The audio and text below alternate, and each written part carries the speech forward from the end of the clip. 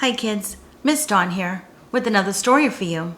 Today we are going to read the book Tawny Scrawny Lion by Kathryn Jackson.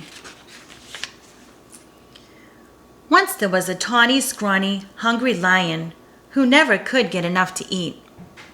He chased monkeys on Monday, kangaroos on Tuesday, zebras on Wednesday,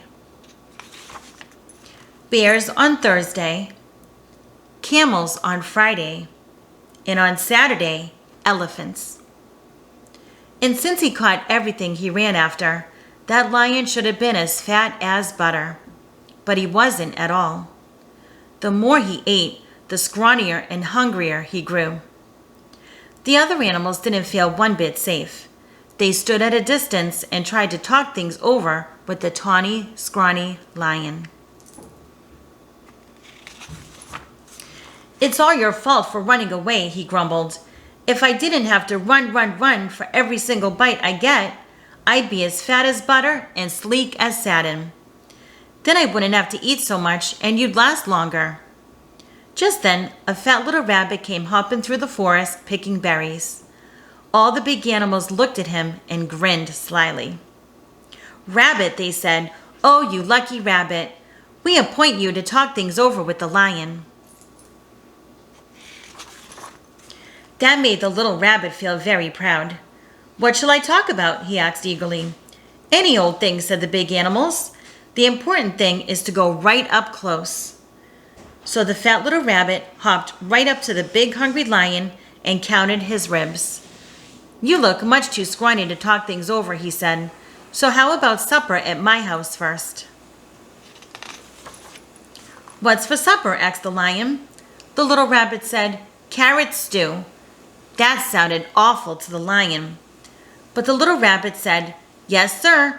My fat sisters and 4 fat brothers are making a delicious big carrot stew right now." "What are we waiting for?" cried the lion. And he went hopping away with the little rabbit, thinking of 10 fat rabbits and looking just as jolly as you please. "Well," grinned all the big animals, "that should take care of Tawny Scrawny for today."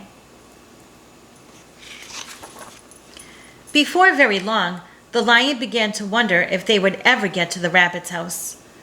First, the fat little rabbit kept stopping to pick berries and mushrooms and all sorts of good-smelling herbs. And when his basket was full, what did he do but flop down on the riverbank? "Wait a bit," he said. "I want to catch a few fish for the stew." That was almost too much for the hungry lion. For a moment, he thought he would have to eat that one little rabbit then and there. But he kept saying, 5 fat sisters and 4 fat brothers, over and over to himself. And at last, the 2 were on their way again. "Here we are," said the rabbit, hopping around a turn with the lion close behind him. Sure enough, there was the rabbit's house with a big pot of carrot stew bubbling over an open fire. And sure enough, there were 9 more fat, merry little rabbits hopping around it. When they saw the fish, they popped them into the stew, along with the mushrooms and herbs. The stew began to smell very good indeed.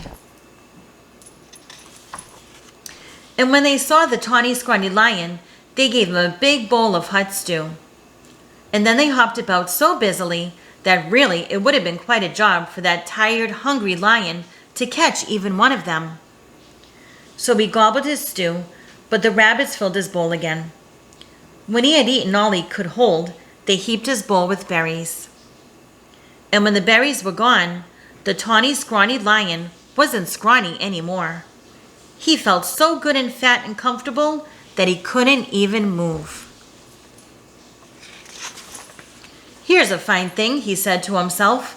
"All these fat little rabbits, and I haven't room inside for even one." He looked at all those fine fat little rabbits and wished he'd get hungry again.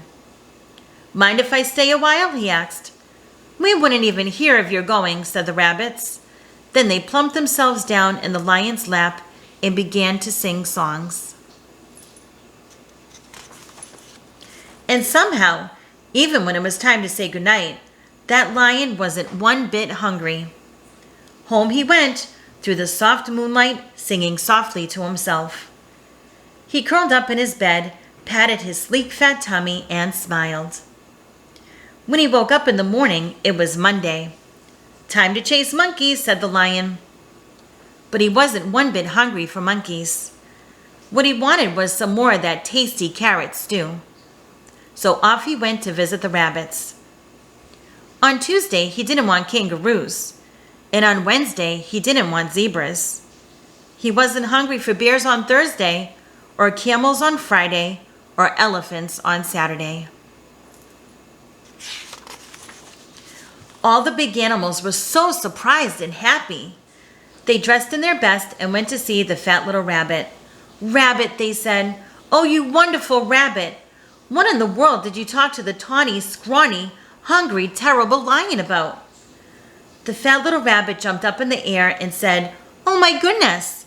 We had such a good time with that nice jolly lion that I guess we forgot to talk about anything at all." And before the big animals could say one word, the tawny lion came skipping up the path. He had a basket of berries for the fat rabbit sisters, and a string of fish for the fat rabbit brothers, and a big bunch of daisies for the fat rabbit himself. "I came for supper," he said, shaking paws all around. Then he sat down in the soft grass, looking fat as butter, sleek as satin, and jolly as all get out, all ready for another good big supper of carrot stew. The end. So what did you think about that? So all the animals were getting really scared that they were going to get eaten by the lion. And then this rabbit comes along and feeds him some carrot stew. Now the lion didn't think he was going to like the carrot stew, did he? No, he thought that sounded awful. But you know what? He tried it and he ended up liking it so much that he kept wanting more. So when you're ready to try a new food, sometimes it can be a little scary and you might not want to try it. But if you try it, you'll know whether or not you like it. And it could end up being your favorite food ever. So just give new things a try. All right, guys. Thanks for joining me. Until next time, have a good day and a good night.